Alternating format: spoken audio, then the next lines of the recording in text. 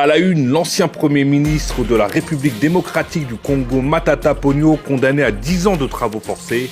Il est accusé d'avoir détourné plus de 200 millions de dollars de fonds publics. Les détails en début d'édition.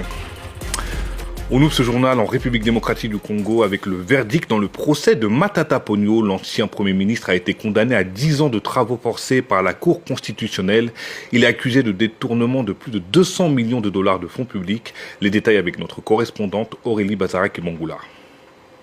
La peine a été prononcée en l'absence de Matata Ponyo et de ses avocats. Ils avaient choisi de ne plus se présenter devant les juges, ne reconnaissant pas la compétence de la Cour constitutionnelle à juger un ancien Premier ministre. Alors Matata Ponyo est condamné à 10 ans de travaux forcés, 5 ans d'inéligibilité et la confiscation de ses biens.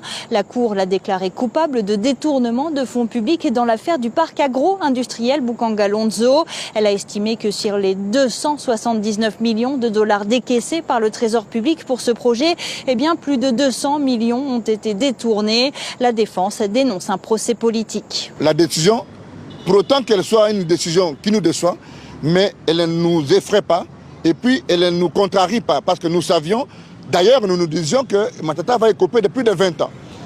Les décors étaient plantés pour une décision de justice déconnectée de la vérité. Maintenant, quelle est l'image que nous donnons au monde par rapport à notre justice? La décision est une décision qui invalide l'espoir de la construction d'un état de droit dans notre pays. C'est une décision inique qui est déconnectée de la vérité du procès, une fabrication de chiffres, une fabrication de faits, mais qui ne sont pas mariés au droit. Matata Ponyo, qui siège à l'Assemblée nationale comme député, avait dénoncé une violation de ses immunités parlementaires. Mais ces immunités ne sont pas synonymes d'impunité. Alors ce sont les mots du président de la Cour à la lecture du verdict qui a affirmé que les poursuites contre Matata Ponyo ont été engagées avant son élection et que donc, selon la Cour, le verdict pouvait être rendu.